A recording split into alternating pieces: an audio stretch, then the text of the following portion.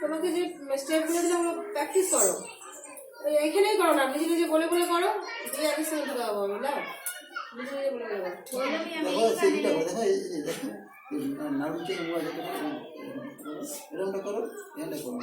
আচ্ছা ওরা তো কি হইলো না এখনো, পুরোটা আবার প্র্যাকটিস করে তাহলে ওরা রিভাইজ করতে পারলো না, পুরোটাও করতে পারলো, কোনটা এলে পারবে।